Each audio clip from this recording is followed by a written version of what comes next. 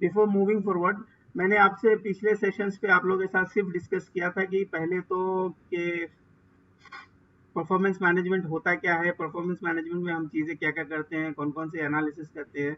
फिर हमने बताया था कि हमारे पास इफिशिएंटली और इफेक्टिव और इफिशिएंटली को हमने समझा था बहुत डिटेल में जाके, क्योंकि हमें क्या होता है समटाइम हमको लगता है कि बजट वाइज हम बहुत अच्छा जा रहे हैं बट ऑपरेशनली हम बहुत अच्छा परफॉर्म नहीं कर पाते, क्योंकि क्या होता है कि बजट कंट्रोल करने के चक्कर में sometime we don't give the proper things और हमारा काम कंप्लीट नहीं होता है। तो इस टाइप की चीज़ें हमने पढ़ी थी। फिर हमने एक सवाल किया था, उसके अंदर जो डिफरेंट डिफरेंट लेवल पे एनालिसिस थी वो हमने कम्युनिकेट किया था साथ कि चलो सेल्स पे क्या डिफरेंसेस आए।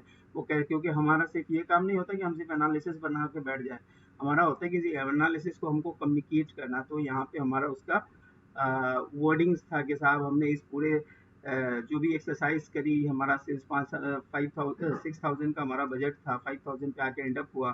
तो हमने पूरी पूरी वहाँ पे रीजनिंग निकाली साहब कि हमारा सेल्स जो है वो हो गया लो, मतलब अंडर हुआ, यानी कि अनफेवरेबल हो गया। तो ये सारी चीज़ें हमने यहाँ पे पिछले सेशंस पे करी थी। फिर हमने समझा था कि साहब कि जब हम वेरिएंसेस एनालिसिस करते हैं तो मेरे को फ़ायदा क्या पहुंचाता है, तो वो हमको करेक्टिव एक्शंस लेने में हेल्प कर देता है, ताकि हम फ्यूचर में दोबारा सेम गलती एक्सपीरियंस नहीं करें या सेम मिस्टेक्स हम एक्सपीरियंस नहीं करें। फिर आया था साहब कि आपने आपने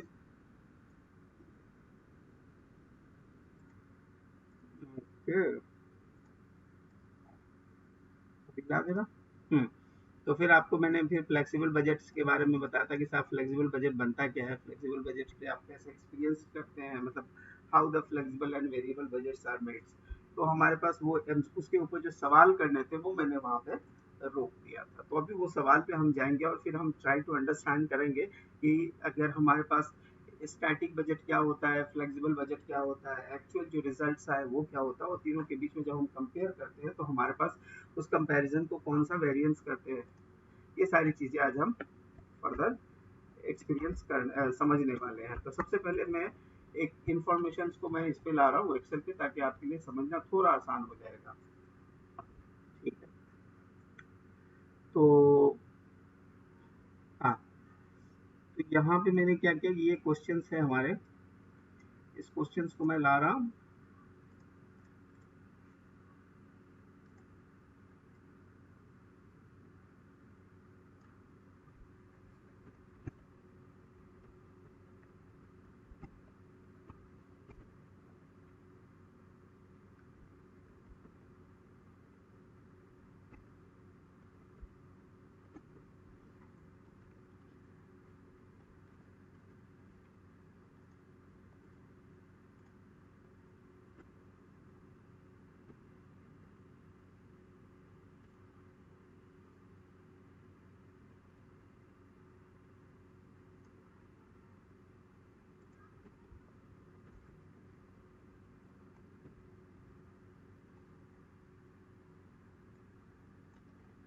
तो देखिए सबसे पहले हमारे पास जो है बजट, यहाँ पे सबसे पहले जो चीज़ें बनी है वो बनती है साहब स्टैटिक बजट। ये स्टैटिक बजट बनी हुई है, ठीक है।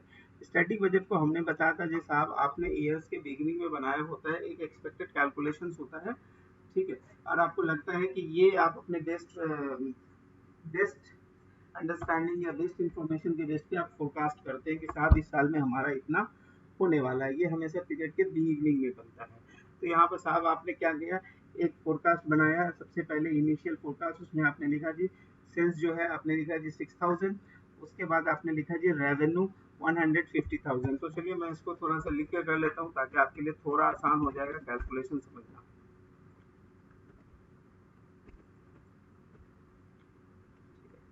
तो साहब पहले सबसे पहले 6,000 है, फिर उसके बाद आपकी रेवेन्यू है, रेवेन्यू आपकी है, रेवेन्यू है 150,000। इसका मतलब है कि पर यूनिट का आपका सेल प्राइस कितना होएगा, 25 रुपए का होगा, दैट इज सेल्स प्राइस। ये आपकी सेल्स प्राइस रहेगी कितने की, 25 रुपए की। आगे आपके पास वेरिएबल ओवरहेड का इंफॉर्मेशन है, वेरिएबल कॉस्ट का इंफॉर्मेशन है, that I will just cover it. उसमें क्या लिखा हुआ है, जैसा आप अपने प्रोडक्शन करने जाते हैं तो आपको लगता है कि आप मटेरियल पे स्पेंड करने वाले हैं, मटेरियल के ऊपर आपकी जो एक्सपेक्टेड स्पेंडिंग है वो कितनी है, 19,200 की होने वाली है। फिर आपके पास डायरेक्ट लेबर के ऊपर कितने की स्पेंडिंग होने वाली है, 45,000 की होने वाली है। उसके बाद आपकी स्पेंडिंग होने वाली है वेरिएबल मैन्युफैक्चरिंग ओवरहेड के ऊपर, आपकी स्पेंडिंग होने वाली थी साहब 91,200 की। ठीक है, यहाँ तक आप जब सब करते जाएंगे तो आपका टोटल वेरिएबल ओवरहेड हो जाएगा 154,400, that is called total variable cost. आगे आप निकालेंगे जी साहब कंट्रीब्यूशंस। आप यहाँ पर कंट्रीब्यूशंस निकालेंगे तो कंट्रीब्यूशंस कितना आएगा, 150,000 माइनस दिस, तो आपका कंट्रीब्यूशंस 1,50,000 का सेल है, 19,245 और ये क्या है,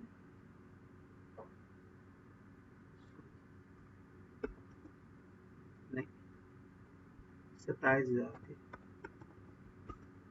तो 27,000 थी जी। तो आपने क्या निकाल लिया जी, वेरिएबल कंट्रीब्यूशन निकाल लिया 50,800 का। इसके ऊपर आपने फिक्स कॉस्ट बनाया। तो कोई आदमी मुझे बता सकता है ये जो अकाउंटिंग किए हुए है यहाँ पे, ये कौन से मेथड्स में की हुई है, एब्जॉर्प्शन मेथड में की हुई है या फिर ये मार्जिनल मेथड्स में भी की हुई है? कैन समबडी टेल मी, ये जो कॉस्टिंग की हुई है ये कौन सी मेथड फॉलो कर रही है? हेलो, ये मार्जिनल कॉस्ट को फॉलो किया जा रहा है, ठीक है। एब्जॉर्प्शन में कौन है भैया?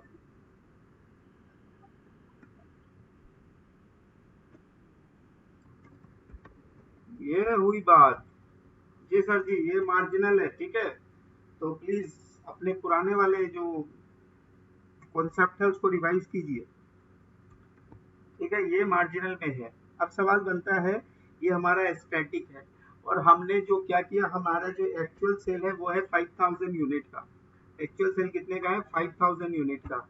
तो हमारा जो, हमने आपको बताया था कि कंपैरिजन हमेशा क्या होना चाहिए, सेम पैरेलल्स पे होना चाहिए, यानी सेम लेवल पे होना चाहिए। तो ब्रिंग एट सेम लेवल, हमें क्या करना पड़ेगा, स्टैटिक बजट को एडजस्ट करना पड़ेगा with the actual amount of output, and that process is called the flexible budget. ठीक है जी, उसको क्या बोलते हैं, फ्लेक्सिबल बजट बनाना पड़ता है। फ्लेक्सिबल बजट का डेफिनेशन ही बोलता है कि original budget adjusted to the actual quantity. ठीक है जी, तो उसी को हम बोलते हैं साहब क्या, फ्लेक्सिबल बजट। तो अभी हम सबसे पहले एक्चुअल का इंफॉर्मेशन लेंगे, फिर हम बीच में आके फ्लेक्सिबल बनाएंगे। तो एक्चुअल का इंफॉर्मेशन बोला गया साहब, आपने 5,000 यूनिट को बेचा है, और बेचा तो आपने कितने में बेचा जी, 120,000 में बेचा है। कितने में बेचा है जी साहब, 120,000 में आपने बेचा है। तो अगर हमको एक्चुअल प्राइस पता करनी होगी तो हम पता करेंगे, तो बोलेंगे साहब हमने 24 रुपीज में बेचा है। तो यहाँ पे जब हमको अगर सेल्स प्राइस वेरिएंस जब निकालना पड़ेगा, तो मेरे को 1 रुपए का नुकसान हो गया जी।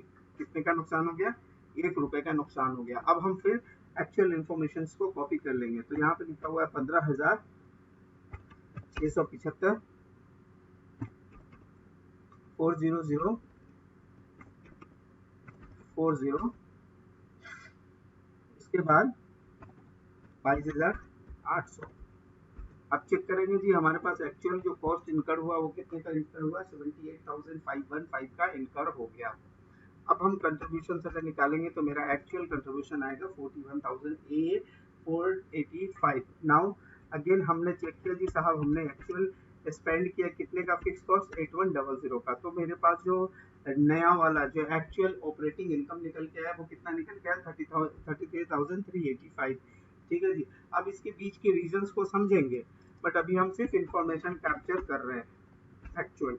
बट अभी ये दो कंपैरेबल नहीं है। द रीजन, इन दोनों के बीच में कंपैरिजन नहीं होने का रीजन क्या है, क्योंकि ये 6,000 के लेवल पे बनाया हुआ है और एक्चुअल जो हुआ है वो 5,000 यूनिट का हुआ है। तो in between now we need to insert a column that based on that we will make the flexible budget. तो फ्लेक्सिबल बजट का डेफिनेशन क्या होता है कि जो स्टैटिक बजट जो होता है adjusted to the actual quantity. तो अभी हम यहाँ पे क्वांटिटी जब लिखेंगे तो कितना लिखेंगे, 5,000 लिखेंगे। अब इसकी जो सेल्स को एडजस्ट करने के लिए क्या करेंगे जी, ये कर लेंगे, तो 125,000 हो गया। तो अभी हम कह सकते हैं साहब, अभी जब इसका स्टैंडर्ड रेट चेक करेंगे तो ये भी 25 आ गया, तो ये कोई दिक्कत नहीं है। इसका मतलब ये है कि हमने सेल्स को एडजस्ट कर लिया to the 5,000 of quantity. Again अब हम मटेरियल को अगर हम एडजस्ट करना चाहें तो क्या कहेंगे, बोलेंगे 19,000 200 जो कॉस्ट है वो कितने का कॉस्ट है, 6000 यूनिट का है, तो 5000 यूनिट का कॉस्ट कितना होएगा। फिर आगे हम बोलेंगे साहब 45,000 का डायरेक्ट लेवल है, डायरेक्ट लेवल है जो कि 6000 यूनिट के लिए है, तो 5000 यूनिट के लिए हमारा क्या होएगा। अब उसी तरह वेरिएबल ओवरहेड के बारे में बोलेंगे जी 27,000 जो कॉस्ट है वो है साहब 6000 के लिए, तो 5000 के लिए हमारा क्या होगा, तो हमें पता चलेगा जी साहब हमने 22,500 रुपया आएगा, ये इसको हम लिख लेंगे। उसके बाद जो है फिर से हम कंट्रीब्यूशन चेक करेंगे, तो कंट्रीब्यूशन आया हमारा कितना 49,000। उसके बाद फिक्स कॉस्ट को हम एडजस्ट नहीं कर सकते क्योंकि फिक्स कॉस्ट का डेफिनेशन क्या है, it will be fixed with in the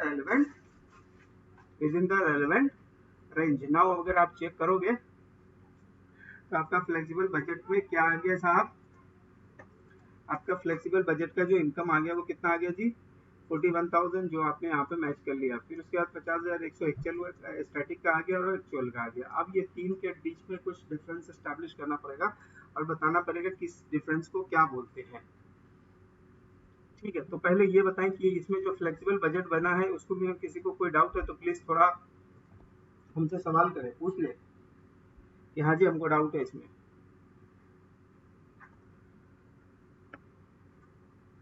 ये हमने जो फ्लेक्सिबल बजट बनाया उसमें किसी को डाउट है तो मेरे से पूछ लिया भाई साहब। बिल्कुल करूंगा, क्यों नहीं करूंगा।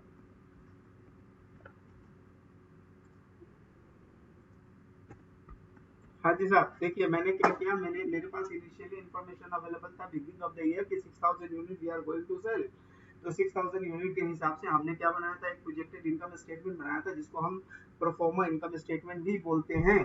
तो जो प्रोफोर्मा इनकम स्टेटमेंट हमने बना तो लिया ईयर के बिगिनिंग में, बट हमें जब ईयर एंड हुआ तो आई जस्ट सेल अराउंड 6000, तो सॉरी 5000, तो दोनों कंपैरेबल नंबर नहीं है बिकॉज के जो एक आपने जो इनिशियल परफॉर्मा इनकम स्टेटमेंट बनाया हुआ है that is based on the 6000, और वो 6000 को 5000 से कंपैरिजन नहीं कर सकते। तो आपको क्या करना पड़ेगा, you have to make a budget in between based on the actual quantity. तो उसे कहेंगे साहब कि फ्लेक्सिबल बजट, क्योंकि फ्लेक्सिबल बजट का डिफिनेशन ही वही होता है कि static budget adjusted according to the actual unit, that what we have done here. अब क्या हुआ कि सारे नंबर्स को हमने एडजस्ट किया, सेल्स के नंबर को एडजस्ट किया, वेरिएबल कॉस्ट के नंबर को एडजस्ट किया, डायरेक्ट लेवल को एडजस्ट किया, मैन्युफैक्चरिंग वेरिएबल मैन्युफैक्चरिंग ओवरहेड को एडजस्ट किया, लेकिन फिक्स ओवरहेड को एडजस्ट इसलिए नहीं कर सकते क्योंकि वो फिक्स होता है with in the relevant range. Now इस क्वेश्चन में हमें नहीं पता कि रेलेवेंट रेंज क्या है, तो वी विल अज्यूम दैट ये अभी भी सिस्टम अपने जो डिफाइंड रेंज है या डिफाइंड कैपेसिटी है उसमें ही काम कर रही है। ठीक है, तो अभी हमने सिर्फ इंफॉर्मेशन को कैप्चर किया है। Now we will try to understand the various kind of variances, that is very important क्योंकि एग्जाम में ये सारे वेरिएंसेस आपसे निकल के आपसे पूछे जाते हैं कि साहब आप बताओ कि स्टैटिक वेरिएंस क्या है। फिर आपसे पूछा जाएगा साहब फ्लेक्सिबल बजट वेरिएंस क्या है, सेल्स वॉल्यूम वेरिएंस क्या है, तो ये सारी चीजें आपसे पूछी जाएगी। तो देखिए इन्होंने बताया साहब कि स्टैटिक बजट वेरिएंस का मतलब क्या होता है, actual result minus strategic budget results. क्या है साहब, स्टैटिक सेल्स, ये जो बजट है ये क्या है, actual result minus strategic budget result. तो हम यहाँ पर आपसे बोलेंगे सर स्टैटिक बजट वेरिएंस अगर हमें निकालना पड़ा तो मैं आपको कहूंगा साहब आप एक काम कर लो, दिस माइनस दिस निकाल लो। तो ये मैं बोलूंगा मेरा स्ट्रेटेजिक बजट वेरिएंस है, इसका चूंकि निगेटिव है तो हमें रिजल्ट्स क्या देने पड़ेंगे साहब, हमें एडवर्स देने पड़ेंगे। हमें क्या लिखना पड़ेगा, एडवर्स देना पड़ेगा रिजल्ट्स को। तो देखिए यहाँ पे लिखा हुआ है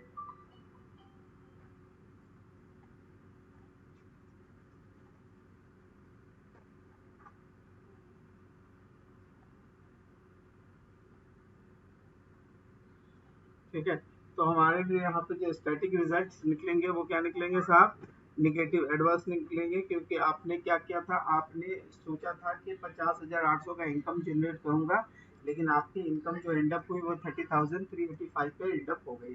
तो ये आपका हो गया कि स्ट्रेटेजिक बजट वेरिएंस।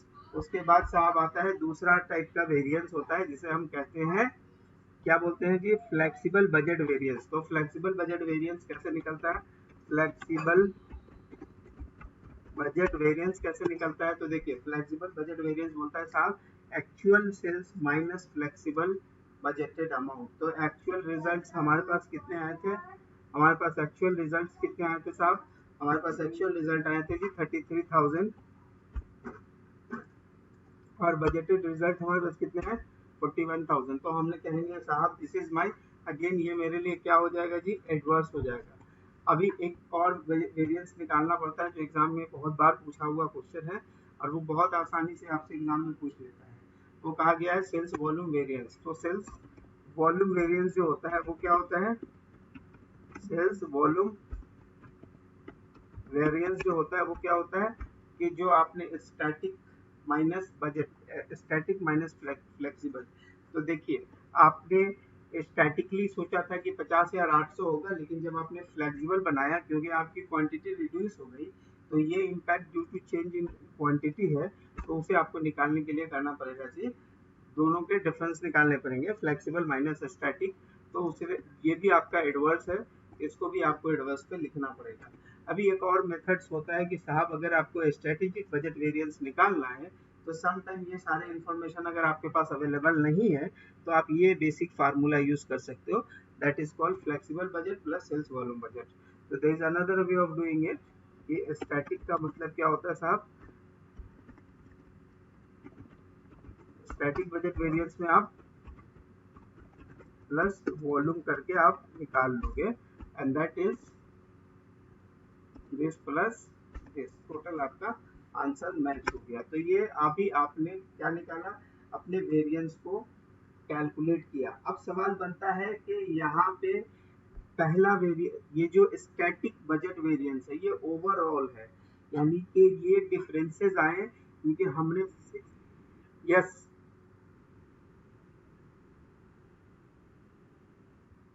ये सिंपल है, ये है ऐसे actual minus strategic static static numbers.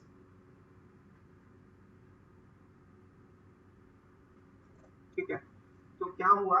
इसका नाम स्टैटिक बजट वेरिएंस क्यों है? क्योंकि ये डिफरेंस आपने इनिशियली जब स्ट्रैटेजी बना रहे थे, जब आप बिजनेस के लिए प्लान बना रहे थे, साल नेक्स्ट ईयर का फोरकास्ट बना रहे थे, तो आपने 6,000 का फोरकास्ट बनाया था और एक्चुअल में आप 5,000 पे एंड अप किया। तो 6 माइनस 5 का बेसिकली ये डिफरेंस है विथ ऑल फैक्टर्स इंक्लूडेड। तो ये हो गया। दूसरा जो डिफरेंस था वो क्या था? फ्लेक्सिबल था।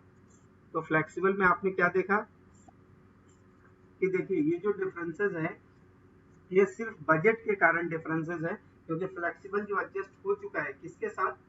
फ्लेक्सिबल एक्चुअल के नंबर्स के साथ एडजस्ट हो चुका है। तो ये सिर्फ समझिए कि फ्लेक्सिबल बजट और एक्चुअल के बीच का डिफरेंस है। अब वो डिफरेंस में डिफरेंट डिफरेंट फैक्टर्स के कारण है, सेल प्राइस में चेंज हो गया, मटेरियल में चेंज हो गया, डायरेक्ट लेबर, ओवरहेड, एवरी मतलब हर कंपोनेंट ऑफ प्रोडक्शन में चेंज हो गया। ठीक है जी। तब बात आती है कि सेल्स का वॉल्यूम वेरिएंस। तो चूंकि ये जो रीजन असाइन किया जाएगा वो असाइन किया जाएगा वॉल्यूम के ऊपर। किसके ऊपर असाइन किया जाएगा? वॉल्यूम के ऊपर, क्योंकि आपने 6,000 के वॉल्यूम पे पहला इनिशियल कैलकुलेशन किया था, दूसरा कैलकुलेशन जो है वो एक्चुअल नंबर पे है। तो अब जो डिफरेंसेस, अब जो वेरिएंस असाइन हो रहा है वो due to change in volume है। अब आपसे एग्जाम में पूछा जाएगा कि साहब इसमें कंट्रोलेबल कौन है और नॉन कंट्रोलेबल कौन है? किसको आप being a manager, being a finance controller, being a financial analyst आप एडवाइस कर सकते हो कि ये कंट्रोल किया जा सकता है, ये कंट्रोल नहीं किया जा सकता? Can somebody answer? इसमें कंट्रोलेबल कौन है और नॉन कंट्रोलेबल कौन है? ना, ये बजट पे बताना है, सिर्फ ये बजट, ये तो बजट्स पे बताना है। एग्जाम में कभी ये,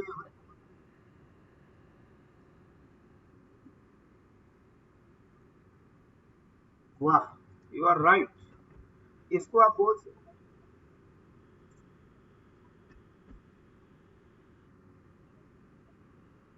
नहीं से, नहीं, सुने सुने, सेल्स वॉल्यूम वेरिएंस इस डिफरेंस पे निकला है। पहले कमाल भाई बात सुने, सेल्स वॉल्यूम वेरिएंस इस डिफरेंस पे निकला है।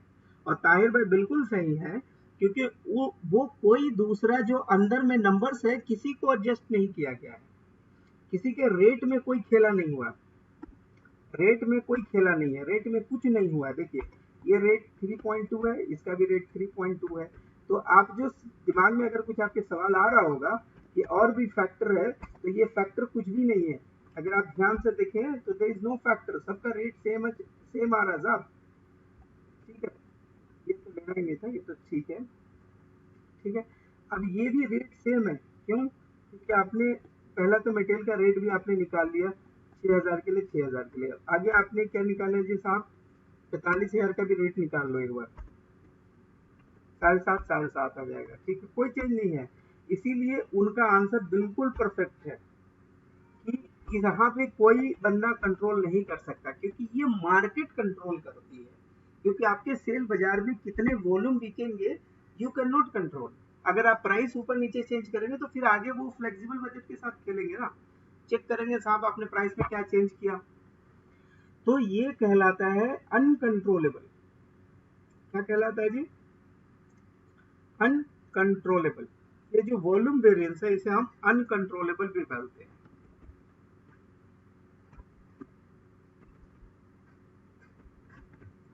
लेकिन ये आपको कंट्रोल करना पड़ेगा। इसी में आप जो है, जो प्लानिंग करते हैं ना आप, कॉस्ट रिडक्शन, कॉस्ट कंट्रोल, ये सब टर्म जो यूज करते हैं वो कहाँ पे अप्लाई करने वाले हैं आप?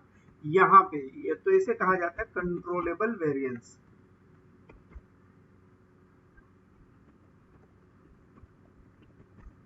ठीक है जी, इसे कहा जाता है कंट्रोलेबल वेरिएंस। अभी अगर मन में कोई सवाल है तो पूछे सर।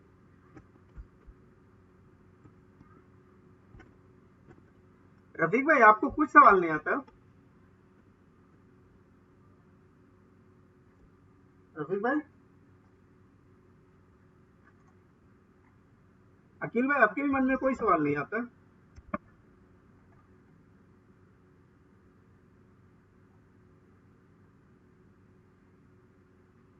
हाजी साहब,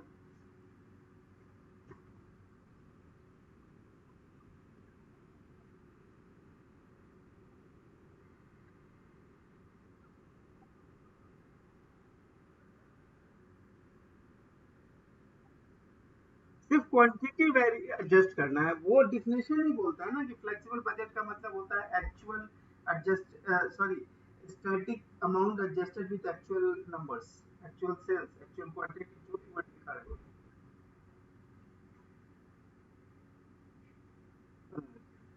ठीक है, तो देखिए, तो ये बहुत इंपॉर्टेंट था क्योंकि आपको पता होना चाहिए साहब कौन सा बजट। हाँ, तो देखिए यहाँ पे लिखा हुआ। तो आइए, तो इन्होंने बोला कि देखिए इंटरप्रिटेशंस ऑफ वेरिएंसेस, यानी वेरिएंस को कैसे आप नॉन फाइनेंस वाले को समझाओगे। Flexible budget shows the effect of difference due to the actual selling price, variable and fixed overhead. That's what we have learned in the flexible. So unfavorable variance indicate that input costs are higher than the budgeted. अब मैंने individually check नहीं किया आपके साथ कि ये सही में हायर है कि नहीं है, that I have not check. Now I can check. ये हम इनपुट्स पे बात करेंगे पहले। ठीक है, ये इनपुट है, ये क्या है? ये क्या है? पर यूनिट कॉस्ट है, पर यूनिट स्टैटिक रेट है, पर यूनिट।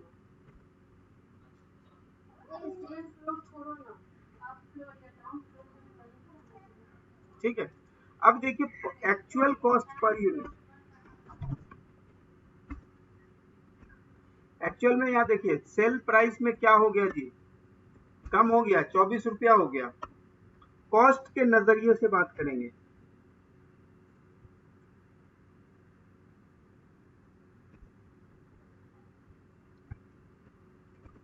कॉस्ट के नजरिए से जब बात करेंगे, कॉस्ट के कॉन्टेक्स्ट में बात करेंगे, तो आपको क्या लग रहा है जी? कॉस्ट भी बढ़े कि नहीं बढ़े? ये वेरिएंस को एक दो रीजन नहीं है, यहाँ पे आप देख रहे हैं सारा रीजन आपके सामने दिख रहा है। पहला कि साहब आपका एक्चुअल का तो सेल प्राइस भी आपने कम कर दिया था, और जो बाजार से आपने इनपुट बाई किया है वो इनपुट भी आपने हायर प्राइस पे बाई करा है। तो ये क्यों कहलाएगा? ये आप रीजनिंग आइडेंटिफाई करके कम्युनिकेट करेंगे, बताएंगे, तभी वो जाके आगे चेक करेगा कि 3 रुपया 20 पैसा जो बजट बनाया था, पहला तो वो 3 रुपया 20 पैसा क्या बजट सही है? अगर वो बजट सही है तो मैंने 3 रुपया 14 वाला माल क्यों खरीदा? या फिर 7 रुपया 50 पैसे में मटेरियल अगर आ सकता था तो हमने 8 रुपया 1 पैसा क्यों लगाया? फिर उसी तरह फिर मेरा अगर 4 रुपये 50 पैसे में वेरिएबल कॉस्ट हो सकता था, तो मैंने 4 रुपये 56 पैसा क्यों लगाया, जबकि मटेरियल में आपने कुछ सेविंग करी है।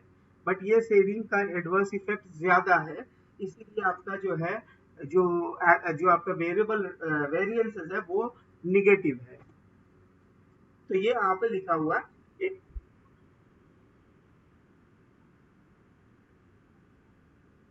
जी जी बिल्कुल बिल्कुल, आगे अभी हम सारे सवाल, सारे जितने भी वेरिएंसेस हैं हम सारे इसी से एक्सेल पे खत्म करेंगे। तो आगे सवाल बनता है जी साहब, आइए बोला जाए, बोला जाए साहब।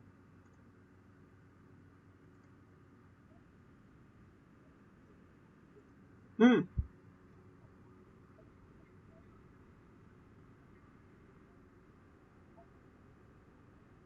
ये देखिए ना, ये 5,000 के बेस पे निकाल दी थी मैंने। 15,675 बटे 5,000। ये सिर्फ आपको समझाने के लिए, क्योंकि जब आप अपनी चीजें बताएंगे, एक आदमी, आप मान लो एक ऑफिस में एक रिस्पॉन्सिबल जिम्मेदार आदमी हो, बजट कंट्रोलर हो, अब आप उसको बोलो कि देख यार तुमने यार पहले तो 50,000 का तुमको बजट दिया गया, तुम्हारे से ऑपरेटिंग इनकम एक्सपेक्ट किया जा रहा था, तुम यार 33,000 पे एंड अप कर रहे हो, तो बोलेगा अच्छा 50,000 का आपने मुझे दिया था, तो आप बोलिएगा यस, तो आपसे बोलेगा अच्छा 50,000 कितना पे दिए थे, तो बोलेगा, आप बोलिएगा 6,000 पे, तो बोलेगा यार ऐसा नहीं चलेगा, ब्रिंग इट टू 5,000। तो फिर आप उसको बोलिएगा अच्छा रुक जा 5,000 पे भी बताता हूँ। तो 5,000 पे आप उसे बोलेंगे साहब देख मैंने तेरे लिए, तेरा बजटेड इनकम निकलता है 41,000 और तू 3,385 पे सिस्टम को क्लोज कर रहा है, यानी अपने ऑपरेशन को क्लोज कर रहा है, ये एक्सेप्टेबल नहीं है। तो आपसे आप पूछेगा कि अच्छा ये जो 3,385 जो आप ला रहे हो, कैन यू आइडेंटिफाई कौन कौन से रीजन के कारण ये वेरिएंसेस आए हैं, तब आप उन्हें निकाल के देंगे। यार तुम्हें मैंने बोला था कि सामान को 25 रुपए में बेचना, तुमने 24 में बेचा है, तो ये आप उसे बताएंगे कि you have reduce the sale price, this is the one of the reason. Second आप उसे बताएंगे कि मटेरियल पे मैंने तुम्हें कहा था 3 रुपया 20 पैसा पर यूनिट स्पेंड होने वाला है, बट तुमने 3 रुपया 14 पैसा स्पेंड किया, चलो ये अच्छा है, अप्रिशिएट करता हूँ। लेकिन ऑन दी अदर हैंड मैंने तुम्हें कहा था कि लेबर पे 7 रुपया 50 पैसा स्पेंड होना है, तुमने 8 रुपया 1 पैसा स्पेंड कर दिया, यानी ये क्यों हुआ। तो वहां पे हम लोग फिर रीजंस आइडेंटिफाई करेंगे कि ये क्यों हुआ। हो सकता है कि हमने इनएफिशिएंट वर्कर रखे होंगे, या हो सकता है कि हमने सस्ता माल खरीदा है, जिसको हम कहते हैं सब स्टैंडर्ड मटेरियल, और उस मटेरियल के ऊपर काम करने में ज्यादा एफर्ट लगे होंगे। अभी क्या होता है कि अच्छा माल है, सब कुछ अच्छा अच्छा है, तो एफर्ट्स भी कम लगते हैं ना, तो लेबर कॉस्ट कम होता। लेकिन हो सकता है कि मटेरियल को बचाने के लिए प्रोक्योरमेंट वाले ने अपना अपने हेड को बचाने के लिए, अपना सर बचाने के लिए उसने सस्ता माल बाजार से बाई कर दिया। लेकिन उसका एडवर्स इफेक्ट क्या हो गया, उसका एडवर्स इफेक्ट ये हो गया कि साहब आपको लेबर ज्यादा लग गए, क्योंकि उसके सामान की क्वालिटी कम कम थी, तो उसमें वर्किंग स्पीड प्रॉपर मेंटेन नहीं हो पाई।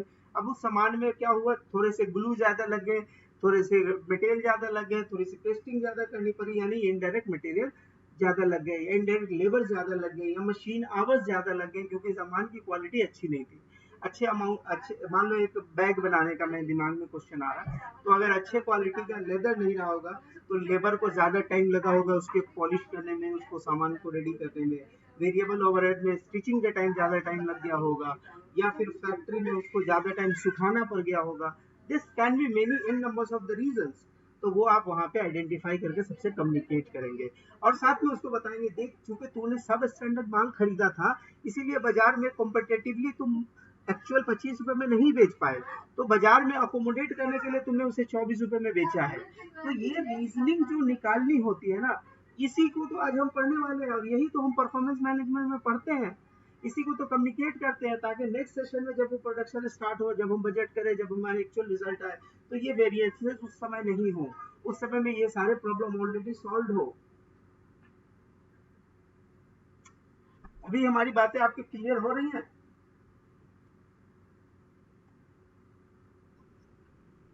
तो आप अब जो है मतलब ऑफिस में किसी को भी बजा सकते हो ना।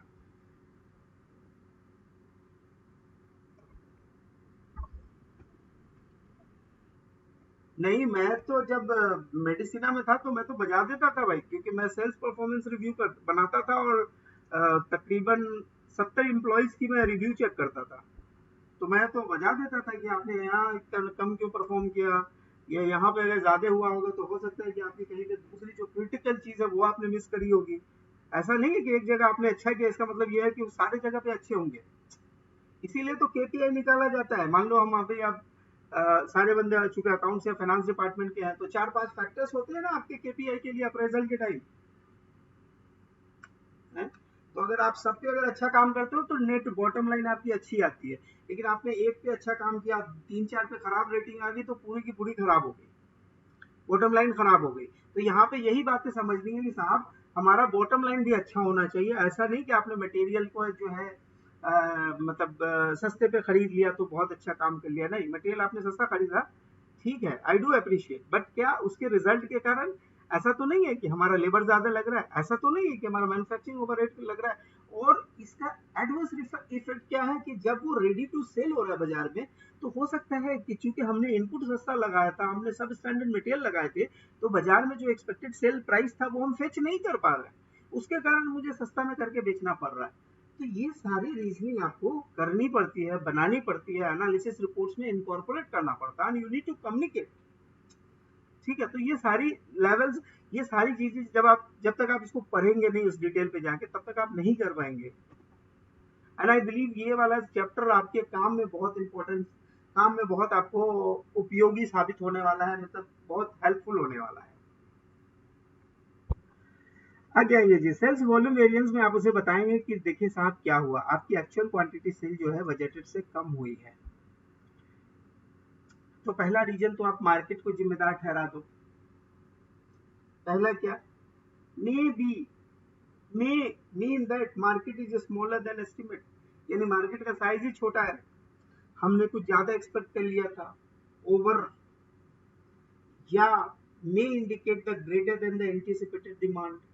तो हमारा जो यहाँ पे जो अगर फेवरेबल आएगा, अगर सिचुएशन फेवरेबल, तो आप उसे कह सकते हैं कि जो मार्केट की जो डिमांड लाई थी उससे ज्यादा डिमांड आ गई, यानी मार्केट में मतलब हो सकता है किसी और सप्लायर के पास वो माल नहीं रहा होगा, या फिर मार्केट में आपकी क्वालिटी अच्छी होने के कारण आपने मार्केट में ज्यादा शेयर एक्वायर कर लिया। तो this can be the reason. आपको पता होना चाहिए कि भाई वॉल्यूम वेरिएंस हुआ, तो वहां पे उसके इम्पैक्ट, उसकी एनालिसिस क्या हुई होगी। तो ये है। आगे का बहुत इंपॉर्टेंट सवाल है, क्योंकि आगे यही चीज है जो आपको अच्छा परफॉर्म करने के लिए आपको वो करती है, प्रोवोक करती है। That is called management by exceptions. ठीक है, अब आप समझते हैं कि क्या है भाई साहब। तो बोला गया कि by more closely analysing the variance, भाई साहब म्यूट कर लो, मोबाइल पे फोन आ रहा है तो। ठीक है, तो मैनेजमेंट बाय एक्सेप्शंस यहाँ पे आपको अच्छा परफॉर्म करने में हेल्प करेगी। तो देखिए उन्होंने कहा कि by more closely analyzing the variance, the business is better able to make the decision based on these variances. The management by exception focus the attention to the significant variances from the budget, both favorable and unfavorable. That's what I told you here. कि आपके material के variance तो positive आ रहे थे, यानी कि favourable आ रहे थे, पर क्या उसका इम्पैक्ट कहीं दूसरा तो ज्यादा नहीं हो रहा दूसरे चीजों पे। आपके लेबर ज्यादा लग रहा है, इसका मतलब उसको काम ज्यादा करना पड़ रहा होगा। आज खराब मटेरियल पे तो ज्यादा काम करना पड़ेगा, ये तो बहुत नेचुरल सी बात है। तो यहाँ पे लिखा गया कि what do flag may be based on, तो इन्होंने बताया कि size and the frequency in particular threshold से अगर ज्यादा कुछ भी होता है, मान लो 5% से ज्यादा अगर वेरिएंस हो रहे हैं, तो फिर यू नीड टू आइडेंटिफाई, तो आपको बताना पड़ेगा साहब इसमें रीजन क्या है।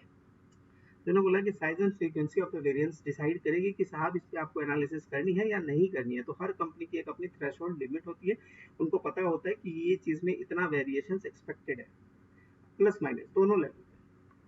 ठीक है, दूसरा बोला कि favourable variances should be track to determine if the performance is truly exceptional और perhaps the standard is set too low. यानी एक्चुअल में आपने एक्सेप्शनल काम किया, एक्चुअल में आपने किसी काम को अचीव किया है, या फिर ऐसे ही कोई झटके से तो नहीं हो गया, या फिर आपने कोई पहले तो बजट ही लो अमाउंट पे सेट करी होगी, इसीलिए आज आप अच्छे परफॉर्मेंस दिखा रहे हो। तो ये भी चीजें आपको, तो exceptional performance over the time should be incorporated to the standard. अगर अगर ये एक्सेप्शनल परफॉर्मेंस अगर आपने आइडेंटिफाई कर लिया तो आप अपने उसको एनालिसिस में इनकॉर्पोरेट कर ले, ताकि नेक्स्ट टाइम में कुछ और रीजंस आइडेंटिफाई करें और उस पर काम करें। तो ये आपको will properly implement the exception tracking can reduce the future cost. When the cause are unfavorable variance, remove them. The causes for favorable then can be extended. तो अगर आपको ये सारा प्रॉपरली किया रहेगा तो आप इसको इम्प्लीमेंट करेंगे और फ्यूचर में आपको ये हेल्प कर देगी। तो मैनेजमेंट बाय एक्सेप्शन यही कहते हैं साहब, ऐसा नहीं है कि आप सिर्फ फेवरेबल पे काम करो या अनफेवरेबल पे। जहां भी आपको सिग्निफिकेंट डिफरेंसेस दिख रहे हैं, ज्यादा आपके थ्रेशोल्ड से ज्यादा कुछ भी दिख रहा है, you have to go and investigate और उसको इम्प्लीमेंटेशन पे उसको इम्प्लीमेंट करो, ताकि फ्यूचर्स में ये चीजें दोबारा नहीं हो। फ्यूचर में आप उसको ऑलरेडी कट डाउन करके आगे बढ़ चुके होंगे। तो ये बहुत इंपॉर्टेंट सा आपका एग्जाम का वो था, क्वेश्चन था। अब सवाल आता है जी स्टैंडर्ड कॉस्टिंग सिस्टम। तो आपने 3 टाइप की कॉस्टिंग सिस्टम पढ़ी होगी, पीछे पढ़ी होगी। उसमें आपने अकुमुलेशन ऑफ कॉस्ट में पढ़ी होगी, जो कि हमने आपको इसमें पढ़ाया था सेक्शन डी में, जहाँ पे हमने आपको बताया था जो एक्चुअल, नॉर्मल एंड स्टैंडर्ड्स के बारे में हमने बताया था। यहाँ पे हमने फैक्टर ऑफ प्रोडक्शन भी बताया था, मटेरियल लेबर एंड ओवरहेड के बारे में हमने कहा था जी साहब यहाँ पे एक्चुअल, एक्चुअल एंड एक्चुअल होता है, नॉर्मल में यहाँ पे प्री डिटरमाइन हो जाता है, बाकी लेबर एक्चुअल होता है, मटेरियल एक्चुअल होता है। बाकी यहाँ पे जब हम स्टैंडर्ड की बात कहते हैं तो हमने बोला था सब कुछ स्टैंडर्ड पे ले लेना, और स्टैंडर्ड कैसे सेट होता है वो आज हम पढ़ेंगे, क्योंकि वहाँ पे बताया गया था कि आप उसको स्टैंडर्ड पे कंसीडर कर देना for the purpose of doing the costing. Now I will learn, now I will tell you how to do this. अभी आगे काम कैसे करेंगे उसकी बातें करते हैं साहब। तो स्टैंडर्ड कॉस्टिंग कैसे, क्या स्टैंडर्ड के अंदर क्या चीजें इंक्लूड होती है। तो बताया गया कि देखिए स्टैंडर्ड कॉस्ट भी एक तरह का प्रीडिटरमाइंड टारगेट कॉस्ट होता है, जो कि कहा जाता है कि you can achieve in a very efficient environment. अगर सब कुछ काम अच्छा चलता रहा तो it is achievable, it is achievable under the normal working environment or efficient environment. So many organizations use a standard costing because it's let the firm identify the variances from it was planned which facilitate the management by exception। तो ऐसा करने के लिए वो बोलते हैं। साथ में बताया गया कि जब कोई बात होगी तो स्टैंडर्ड के अंदर क्या इंक्लूड हो सकता है, तो standard price per unit include हो सकता है, स्टैंडर्ड रेट का मतलब होता है time of direct labour, standard hour का मतलब क्या होता है number of amounts of hour you required to produce something. ठीक है, स्टैंडर्ड क्वांटिटी भी होती है। स्टैंडर्ड क्वांटिटी क्यों होती है, क्योंकि वो आप जबकि मटेरियल प्रोडक्शन में मटेरियल लगते हैं तो उसमें दो फैक्टर्स होते हैं, एक तो अमाउंट्स होती है, दूसरी क्वांटिटी होती है। तो दोनों आप सेट कर सकते हैं based on your historical performance, historical information. इन्होंने बोला कि देखिए कैसे निकलता है pre determined overhead also called the standard fixed application एसएफआर। वो हम आगे पढ़ेंगे जब हम फिक्स्ड ओवरहेड के बारे में पढ़ेंगे। तो आगे समझते हैं कि साहब जब हम फ्लेक्सिबल बजट वेरिएंस पढ़ा तो फ्लेक्सिबल बजट वेरिएंसेस में हमने पता किया साहब कि हमारा फ्लेक्सिबल बजट और एक्चुअल बजट में कुछ तो डिफरेंस है।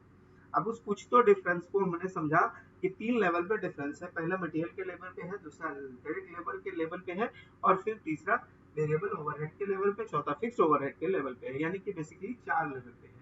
तो अब मुझे समझना पड़ेगा कि इस चारों लेवल पे जो वेरिएंसेस निकलते हैं उसके टाइप्स कितने होते हैं और हर चीज के लिए क्या क्या चीज जिम्मेदार होती है, क्या क्या चीज रिस्पॉन्सिबल होती है। तो देखिए यहाँ पे क्या निकला। देखिए सबसे पहले होता है कि जो फ्लेक्सिबल बजट वेरिएंस है उसको हम डिफरेंट डिफरेंट लेवल पे ब्रेक कर सकते हैं। पहला, जब हम बात मटेरियल की करेंगे तो ये जो फ्लेक्सिबल बजट वेरिएंस था जिसको हम कंट्रोलेबल भी बोल के रखा था, इसको हम फर्दर यानी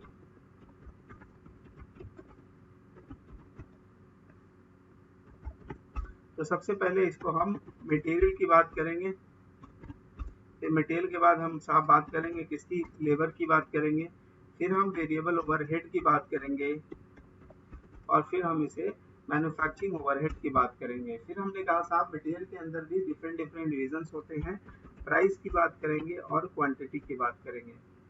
किसकी बात करेंगे, क्वांटिटी। क्वांटिटी के अंदर में दो चीजें होती हैं, एक होती है साहब मिक्स वेरिएंस, मिक्स की बात करेंगे और यील्ड की बात करेंगे, मिक्स और यील्ड की बात करेंगे। यानी कि ये सारे वेरिएंसेस हमें पढ़ने हैं एग्जाम के पॉइंट ऑफ व्यू से।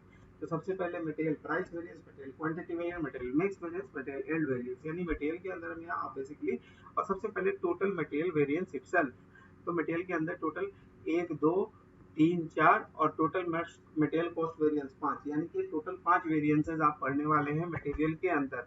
5 variance material cost variance, that is the bottom line, then it will be split between the material price and quantity, and then the quantity will split into the mix and yield if you have a more than one input. ठीक है जी साहब। Labour में भी आप इसी तरह जाएंगे, पर लेबर में प्राइस को रेट कहा जाता है और क्वांटिटी को इफिशियंसी कहा जाता है।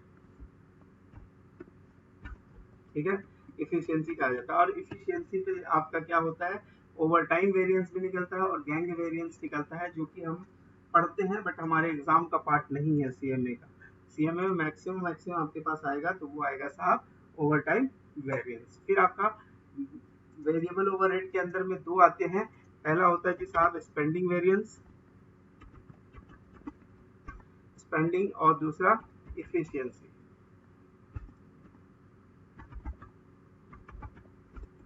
ठीक है, उसके बाद ये वेरिएबल थे। आगे जब मैन्युफैक्चरिंग ओवरहेड फिक्स की बात आएगी तो आपके जो सिलेबस, आपके जो सीएमए के सिलेबस पे है वो है क्या, spending and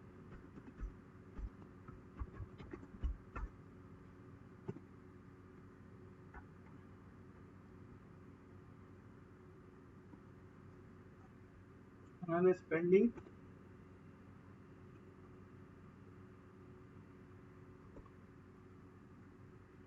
fixed overhead, volume variance भी है। स्पेंडिंग वेरिएंस है और एक फिक्स्ड ओवरहेड वॉल्यूम वेरिएंस है, let me check. Production volume variance, production volume variance. तो ये सारी चीजें आपने पढ़नी है फ्रॉम दिस चैप्टर, और इंडिविजुअली सब काफी इंपॉर्टेंट है। देखो फार्मूला बहुत इजी है, अगर आप फार्मूला को फॉलो करते हैं तो देखिए प्राइस में बोला है साहब difference in price multiply by actual quantity. Difference in price SP, SP मतलब स्टैंडर्ड प्राइस, एपी, एपी मतलब एक्चुअल प्राइस। तो आप इसको आसानी से समझे, when you are asked in the exam to calculate the price variance, आपके दिमाग में सिंपल सवाल आना चाहिए, अच्छा difference in price multiply by actual quantity. दूसरा सवाल आता है जिसको बोलते हैं मटेरियल यूजेस वेरिएंस। ठीक है जी, यूजेस वेरिएंस या quantity variance, material usages variance या क्वांटिटी वेरिएंस। तो इसका सवाल का आंसर होता है साहब difference in quantity multiply by standard price. Difference in quantity, difference in quantity, difference in quantity multiply by standard price. Difference in quantity का मतलब क्या, कि आपने सोचा था स्टैंडर्ड क्वांटिटी कितनी लगेगी और आपने जो एक्चुअल क्वांटिटी कंज्यूम किया है या यूज किया है, दोनों के डिफरेंस को आप मल्टीप्लाई करेंगे स्टैंडर्ड प्राइस से, तो आपकी क्या निकल जाएगी जी साहब, मटेरियल का यूजेस वेरिएंस निकल जाएगा। फिर उसके बाद आता है साहब डायरेक्ट लेबर वेरिएंस। तो again formula is same, difference in rate, वहां पे स्टैंडर्ड प्राइस था वो रेट हो जाएगा, तो उसके लिए फार्मूला क्या होगा साहब, difference in rate multiply by actual hour. और अगर इफिशियंसी वेरिएंस अगर आपने निकालनी है तो आपने स्टैंडर्ड आवर और एक्चुअल आवर्स का डिफरेंस निकालना है और उसको स्टैंडर्ड रेट से मल्टीप्लाई कर देना है। स्टैंडर्ड आवर का मतलब क्या, उस काम को करने के लिए जो अलोकेटेड टाइम होता है, that is called the standard, actual is what actually you have used it. Same उसी तरह फार्मूला सेम है वेरिएबल ओवरहेड स्पेंडिंग के लिए। तो आपके पास यहाँ पे फार्मूला बहुत आसान है, difference in price standard rate और actual rate, difference in rate multiplied by actual quantity. When you say the actual quantity, actually this actual quantity is actual hour, इसे कहा जाएगा साहब actual hour. It is not the quantity, it may be, it is to be read as actual hour. Now आता है साहब efficiency. efficiency में ये actual hour कहलाएगा और ये कहलाएगा जी standard hour। तो दोनों के बीच का difference between the actual hour और standard hour multiply by standard rate करेंगे तो आपका क्या निकल जाएगा साहब, वेरिएबल ओवरहेड इफिशियंसी वेरिएंस। अब सवाल बनता है कि फिक्स्ड ओवरहेड स्पेंडिंग कैसे निकालेंगे, तो वहां पे आपको फर्दर कोई कैलकुलेशन नहीं करनी, बल्कि आपको सिर्फ करना है एक्चुअल माइनस बजटेड। क्या करना है, एक्चुअल माइनस बजटेड। और जब प्रोडक्शन वॉल्यूम निकालना है तो आपने क्या करना है, budgeted minus applied, budgeted minus applied. अब सवाल आएगा कि अप्लाइड क्या होता है, वो हम आपके साथ जिस वक्त न्यूमेरिकल करेंगे उस वक्त हम आपको एक्सप्लेन कर देंगे कि what do you mean by applied. यहाँ पे थोड़ा सा ट्रिकी रहता है, इसीलिए I will just explain when the question will come. ठीक है जी। अब सवाल पे हम अगर मूव करना चाहें तो हम एक सवाल लेके मूव करते हैं और हम यहाँ तक का सारा वेरिएंस आपके साथ डिस्कस कर लेते हैं।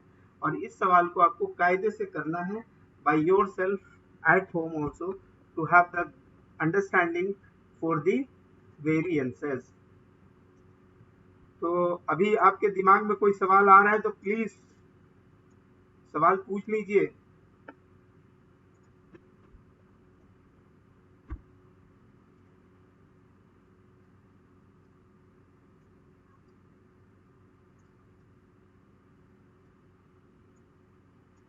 हाँ जी साहब, नर्ड कंपनी मैन्युफैक्चर देमसेल्फ। कौन है भाई इतना सवेरे?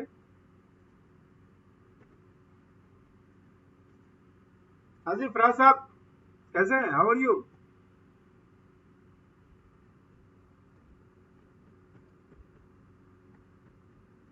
हाँ जी साहब। तो ये अब वी आर गोइंग, अभी हम यहाँ पर सारे वेरिएंसेस कैलकुलेट करने हैं। ठीक है, तो सवाल को पहले समझते हैं। तो बोला गया Nard company manufacture the book shelf which are sold for 5000 each. अब यहाँ पे सिर्फ एक ही यूनिट पे काम किया गया है। Typically book shelf is completed in a day and the standard cost involve in the manufacture of the each book shelf.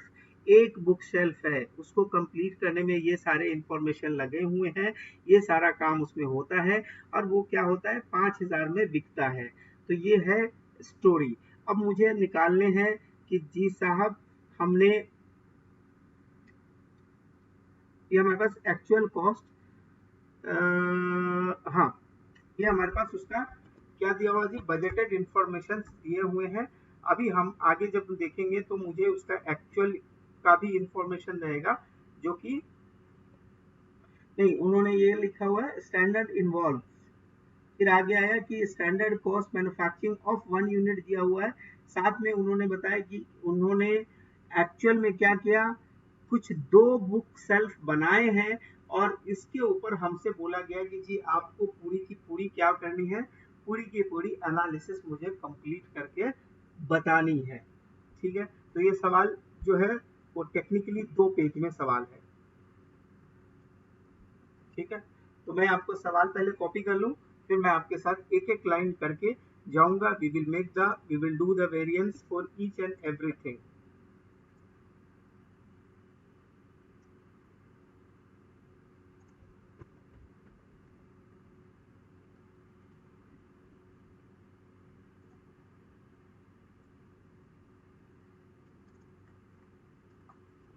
ठीक है, आगे उन्होंने कहा मेरे को 1 मिनट का ब्रेक दो भाई।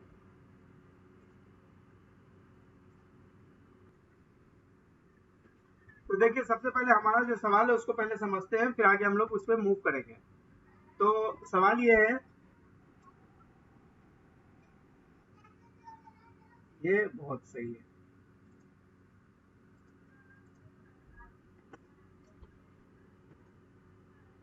हाँ जी, तो इसमें लिखा हुआ है नर्ड कंपनी मैन्युफैक्चर्स जो बुक शेल्फ है विच सोल्ड फॉर 5000 ईच। एक एक बनाता है सेल्फ, वो 5000 में बेचता है। Typically a single book shelf is completed in a day and the standard cost involve in the manufacturing the each of the book shelf दिया हुआ है क्या, 1000 बोर्ड फिट लगता है, 100 बोर्ड फिट लगता है, 1 रुपए पर बोर्ड, यानी कि हर यूनिट में जो मटेरियल लगने वाला है वो 100 डॉलर लगने वाले हैं। फिर बोला गया कि एक बुक शेल्फ को या जो भी शेल्फ है उसे बनाने में आपको लगता है साहब 5 आवर्स लगते हैं, उसका स्टैंडर्ड कॉस्ट है 15। इसका मतलब 15 का आपका डायरेक्ट लेबर है। फिर उसके बाद आता है जी वेरिएबल ओवरहेड जो कि अप्लाइड है डायरेक्ट लेबर पे। तो हमें बेसिस ऑफ एप्लीकेशन दिया हुआ है, तो हमने क्या लिखना है 5 × 25, इसका मतलब कितना, 125। फिर आगे फिक्स्ड ओवरहेड का भी एप्लीकेशन रेट दिया हुआ है, दिखा गया है साहब आपको 10 रुपए पर डायरेक्ट लेबर पे लगानी है, यानी 5 × 10 50। हमारा सवाल आसान करने के लिए ये इंफॉर्मेशन यहाँ पे इंकॉर्पोरेट की हुई है, that is for the for 1 unit. अब आपने बनाया है जी 2 यूनिट, आपने क्या बनाई 2 यूनिट। तो 2 यूनिट जैसे ही आपने बनाई तो उसका आपने क्या एक्सपेंस किया वो सारा का सारा आपके पास यहाँ पे लिखा हुआ है। तो इन्होंने बोला जी साहब आपका ऐसा है, आपने मटेरियल यूज किया 180 बोर्ड फिट। ऑफ 0.8 के रेट से। 0.8 वहाँ पे स्टैंडर्ड रेट ₹1 का था, अगर आपको याद हो। तो अभी आप क्या लिखेंगे, एक्चुअल जब बनाएंगे तो 180 मल्टीप्लाई बाय 0.8 करेंगे तो वो आएगा 144 मटेरियल का। फिर डायरेक्ट लेबर 13 इंटू 16, तो 13 इंटू 16 करेंगे तो आई बिलीव 2008 आएगा, जो कि किसका आएगा, लेबर का आएगा। उसके बाद आपके पास क्या दिया हुआ था जी, उसके बाद आपके पास दिया हुआ है जी वेरिएबल ओवरहेड दिया हुआ है। वेरिएबल ओवरहेड दिया हुआ है, इसका मतलब 310 रुपए का, वो आपने यहाँ पे कॉपी कर लेना है। और साथ में फिक्स ओवरहेड भी 70 का दिया हुआ, वो भी आपने यहाँ पे कॉपी कर लेना है। अब चूंकि ये जो स्टैंडर्ड कॉस्ट दिया हुआ है वो 1 यूनिट का दिया हुआ है, अब आपने 2 यूनिट का बनाना है, क्योंकि कंपैरिजन क्या होगा, जब तक आप फ्लेक्सिबल नहीं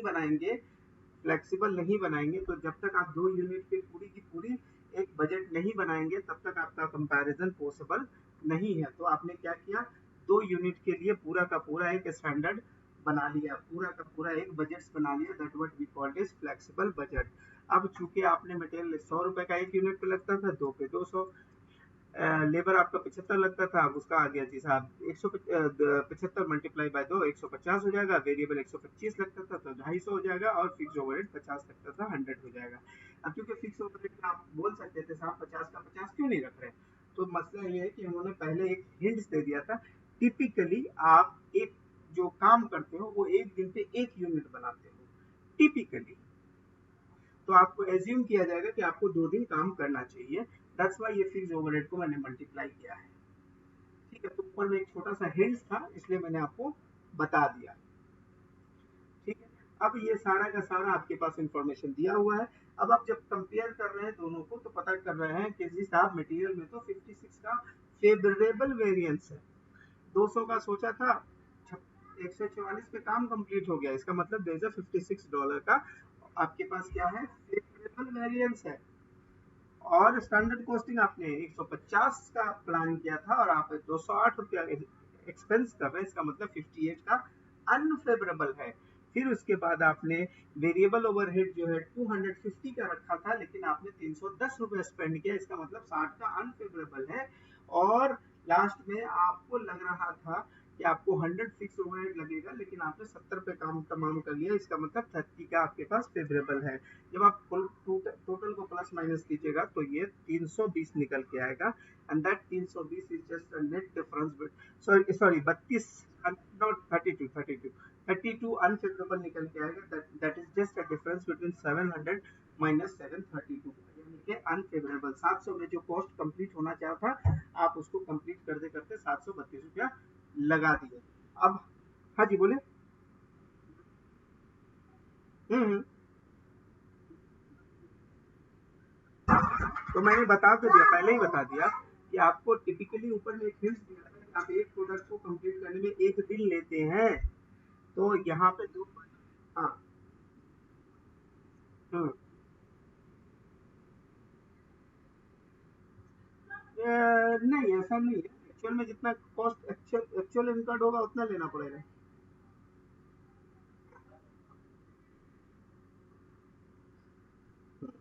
चले, दूसरा आता है जी साहब मटेरियल में ये 56 रुपया, तो 56 रुपया को आप क्या करना है, स्प्लिट करना है, अंडरस्टैंड करना है कि जी साहब ये 56 रुपए का जो डिफरेंस है वो हम किसको असाइन करेंगे। ऐसा नहीं है कि 56 रुपया जो डिफरेंसेस है उसके लिए रीजनिंग तो पता करना पड़ेगा, तो कितना क्वांटिटी को असाइन करेंगे, कितना रेट को असाइन करेंगे, तो उसे फर्दर स्प्लिट जब किया जाता है तो उसको कैसे देखा जाता है वो एक बार देख लीजिए। तो बोला गया जी साहब जो स्टैंडर्ड का जो मटेरियल का वेरिएंस है वो 2 हिस्से में स्प्लिट होगा। पहला हिस्सा मटेरियल प्राइस वेरिएंस कहलाएगा, दूसरा क्वांटिटी या यूजेस वेरिएंस कहलाएगा। ठीक है जी। अब सवाल बनता है जी प्राइस वेरिएंस मुझे निकालना है, तो मेरे सवाल में जो प्राइस वेरिएंस निकलेगा वो कैसे निकलेगा।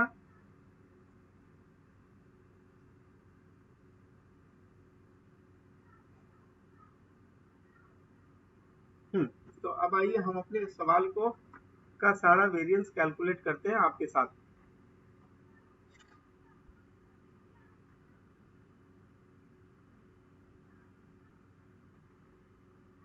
तो देखिए मटेरियल में क्वांटिटी आपने एज्यूम किया था कि हर बार 100 बिलबोर्ड लगेगा, तो 200 पे आपने क्वांटिटी एब्जॉर्ब ये करी होगी 200 bill board at the rate of 1। आपने ऐसे स्टैंडर्ड निकाली होगी। जब आपने ये 200 निकाला था तो ये 200 निकालने का फार्मूला ये है 200 quantity multiply by 1, 200 multiply by 1। अब सवाल बनता है साहब कि आपने स्पेंड किया 180 और 0.80, तो आप इसे मैं एक्सेल पे ले जाता हूँ तो थोड़ा कैलकुलेशन इजी हो जाएगा। आइए, तो सबसे पहले मटेरियल वेरिएंस निकाले हैं। तो मटेरियल वेरिएंस निकाले हैं तो हमने क्या लिखा था जी साहब, standard quantity, standard rate, standard cost, actual quantity, actual rate, actual cost. तो देखिए स्टैंडर्ड क्वांटिटी कितना आया था जी, 201 रुपए का। तो स्टैंडर्ड कॉस्ट कितना, 200।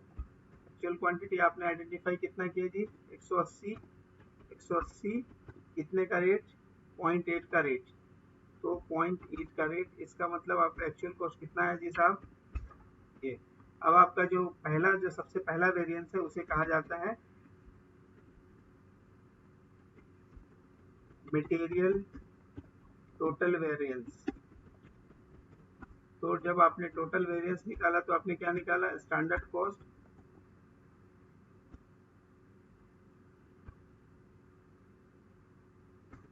तो आपको 56 क्या निकल के आया, फेवरेबल निकल के आ गया। ये तो सही है। अब सवाल बनता है कि इसमें क्या वेरिएंस में क्वांटिटी वेरिएंस कितना है। तो आपने क्या लिखना है साहब, difference in quantity, difference in quantity. तो आपने क्या सोचा था, आपको कितना लगेगा, आपको लगेगा जी साहब कितने की क्वांटिटी डिफरेंस आई, 20 की quantity difference I. That is called difference in quantity multiply by standard rate, यानी 1 रुपया, यानी कि आपका 20.1, यानी कि दोनों को जब आप मल्टीप्लाई करेंगे तो आपका ये क्या निकल के आएगा, ये वेरिएंस फेवरेबल निकल के आ गया। That is called the quantity variance. Now आता है प्राइस वेरिएंस। तो प्राइस वेरिएंस का डिफरेंस इन प्राइस निकालना है। तो डिफरेंस इन प्राइस निकालने के लिए क्या करना पड़ेगा जी, आपको आपको निकालना है डिफरेंस इन प्राइस। तो देखिए आपने सोचा था कि 1 रुपए में आपको माल मिलेगा, 1 रुपए में आप जाके लाओगे, लेकिन आपने 80 पैसे में ले लिया तो आपको 20 पैसे का बचत होगा। Multiply by actual quantity. तो यहाँ पे आपको एक्चुअल क्वांटिटी, यहाँ पे आपको लिखनी है जी साहब एक्चुअल क्वांटिटी। अब इस दोनों को मल्टीप्लाई करना है आपने, तो कितना है, 36 आ गया। तो ये भी फेवरेबल है।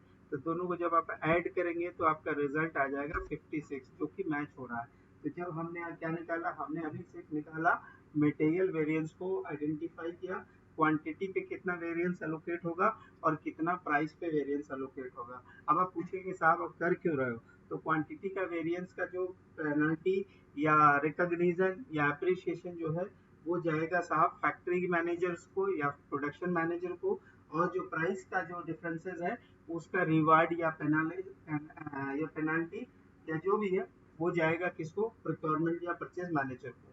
तो ये आपको क्या है, ये आपको हेल्प करता है बताने में कि कौन बंदा काम सही से कर रहा है आपके ऑर्गेनाइजेशंस में। ठीक है, तो ये आपको हेल्प करता है किसमें जी साहब, आपको अप्रिशिएशन में या पेनल्टी इम्पोज करने में। अब साहब सवाल बनता है जी लेबर का।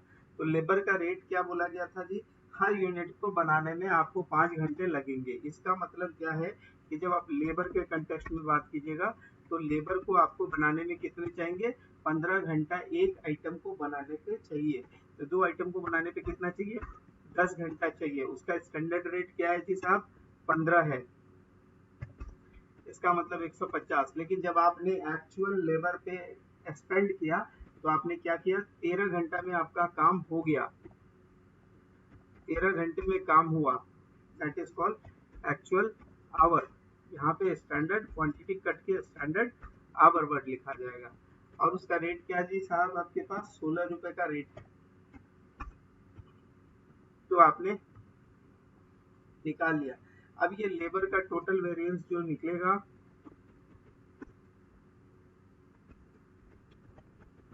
लेबर का जो टोटल वेरिएंस निकलेगा वो कितने का निकलेगा जी, 150 में से। अब ये 58 का जो वेरिएंस निकला है, 58 का वेरिएंस निकला है, ये अनफेवरेबल है। तो यहाँ पे चूंकि माइनस है तो हम इसे लिखेंगे अनफेवरेबल या एडवर्स, यू और ए कुछ भी लिख सकते हैं, ये आपके ऊपर है। अगेन आता है जी साहब क्वांटिटी वेरिएंस। तो क्वांटिटी वेरिएंस को हमने यहाँ पे बोला था इफिशियंसी वेरिएंस लिखना। क्या बोला था, इफिशियंसी वेरिएंस आपको लिखना। तो इफिशियंसी वेरिएंस में 10 घंटा में काम होना चाहिए, आपने 13 घंटा लगा दिया। तो 13 घंटा अगर आपने लगाए हैं तो आपका क्या होगा, 3 घंटा आपने ज्यादा लगाए, यानी कि 45 रुपए का आपने क्या कर लिया जी साहब, एडवर्स आपको नुकसान हो गया, यानी कि उसके लिए आपको लिखना पड़ेगा अनफेवरेबल वेरिएंस इन एफिशिएंसी। नाउ अब सवाल आती है जी साहब रेट में हमको क्या फायदा हुआ। तो रेट में भी आपको 1 रुपए का आपको पैसे का नुकसान हो गया। और चूंकि 13 आवर्स आपने बाई करे थे ऑल टुगेदर, तो 30 एज अनफेवरेबल आ गया। तो दोनों को जब आप क्लब करेंगे तो देयर इज अ 58 का टोटल लेबर वेरिएंस आ गया, जो कि यहाँ पे दिया हुआ है 58, जो आपका मैच हो गया। अब सवाल बनता है कि सेम फार्मूला सेम लॉजिक लगेगा जब आप क्या निकालेंगे जी, आप जब वेरिएबल ओवरहेड के लिए निकालेंगे। तो वेरिएबल ओवरहेड में आवर्स चूंकि सेम लगने वाले हैं, बस you need to check the rate. Labour का वेरिएबल ओवरहेड का एप्लीकेशन रेट कितना था जी, 25 का था। तो आपने यहाँ पे स्टैंडर्ड रेट पे 25 लिख देनी है, ठीक है। एक्चुअल में आपके पास क्या लिखा हुआ है, एक्चुअल में आपने जो स्पेंड किया हुआ दिया हुआ है 310। तो यहाँ पे एक छोटी सी वर्किंग करनी है। यहाँ पे उन्होंने दे दिया जी 310। अब सुने, 310 दे दिया, क्या एक्चुअल वेरिएबल ओवरहेड का एक्सपेंस 310 दे दिया, और एक्चुअल आवर्स का इंफॉर्मेशन हमारे पास यहाँ पे उन्होंने नहीं दिया, लेकिन हमको पता है कि 13 ही घंटा हमारा लगा होगा। इसका मतलब क्योंकि हम अपना ओवरहेड का जो रेट कैलकुलेट करते हैं वो किसके ऊपर कैलकुलेट करते हैं जी, लेबर आवर के ऊपर। तो अब हमारे लिए जो एक्चुअल का रिकवरी रेट निकलेगा वो इस तरह से निकलेगा। 13 पे कर देता हूँ, दिक्कत क्या,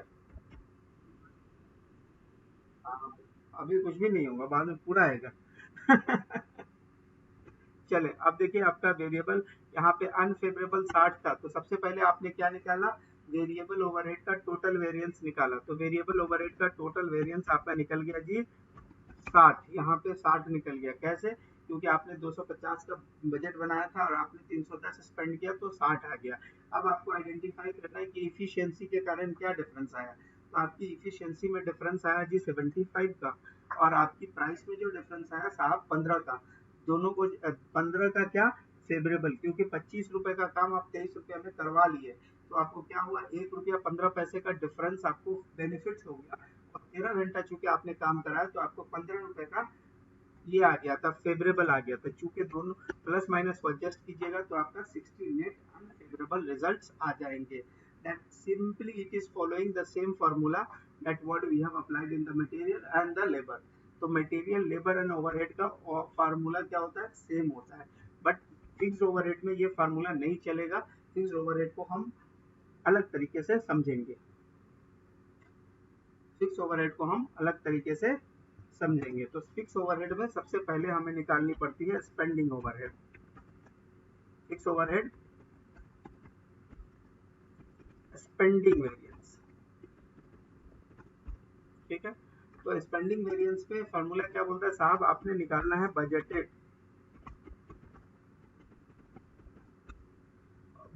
सॉरी बजटेड फिक्स कॉस्ट निकालना है, और इधर में लिखना है एक्चुअल फिक्स कॉस्ट। तो आपने बजटेड फिक्स कॉस्ट कितना आया था आपका, 100 आया था। आपने एक्चुअल स्पेंड किया कितना, 70। तो दोनों में आपको क्या हो गया जी, 30 का फायदा हो गया, that is called favourable variance. आपको 30 का फायदा हो गया। लेकिन अब निकालेंगे जी वॉल्यूम वेरिएंस।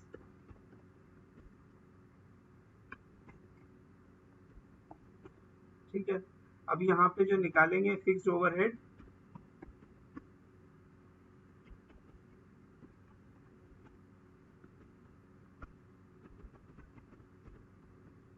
सबसे पहले यहाँ पे क्या लिखना था, फिक्स्ड ओवरहेड वॉल्यूम वेरिएंस का फार्मूला अगर आप देखेंगे एक बार तो यहाँ पे क्या लिखा था, budgeted minus applied, budgeted minus applied. तो देखिए यहाँ पर सवाल ये है कि बजटेड जो है वो कितना है, ये है बजटेड आपको 100। और चूंकि अप्लाइड भी यहाँ पे 100 क्यों आएगा, क्योंकि आपके पास पर यूनिट पे कॉस्ट कितना है 50 है, मल्टीप्लाई बाय 2 यूनिट, तो अप्लाइड भी आपका सेम आएगा। तो बजटेड और अप्लाइड का डिफरेंस निकालिएगा तो 0 हो जाएगा। तो यहाँ पे चूंकि वॉल्यूम में कोई डिफरेंस नहीं है, ठीक है, तो आपका यहाँ पे जो वॉल्यूम वेरिएंस निकल के आएगा वो निकल के आएगा जी 3 overhead volume variance for this question it will B 0। For this question the volume variance will be 0। ठीक है, तो यहाँ तक अभी तक हमने आपके साथ सिर्फ अभी तक एक फार्मूला को डिस्कस किया और फार्मूला से रिलेटेड जितने भी ये थे, आगे हमने ये 3 वे वेरिएंस 4 वे वेरिएंस अभी तक हमने आपके साथ डिस्कस नहीं किया। That is again a part of exam question, वो आपके एग्जाम पे रहेगा। देखिए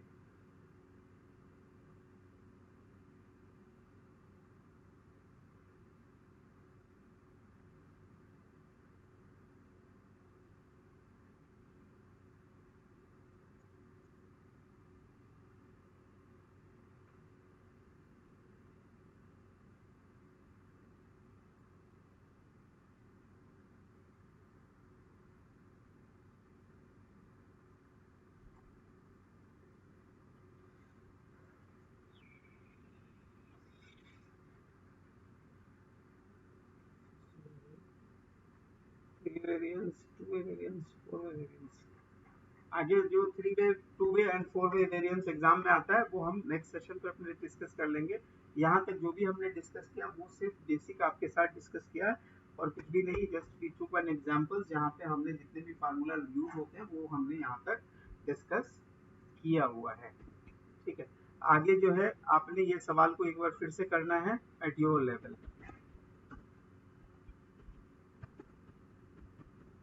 then only you will understand कि हाँ फार्मूला कैसे काम करता है। और अगर कुछ प्रैक्टिस करने का आप लोग का अभी दिल रहेगा तो आप क्या है इसको फॉलो कर सकते हो, क्या नाम है, एग्जाम सपोर्ट को फॉलो कर सकते हो, क्योंकि एग्जाम सपोर्ट में जितना फार्मूला जितना आप किए हो उतना से कम आप जो है 25-30 सवाल आराम से कर सकते हो प्रैक्टिस।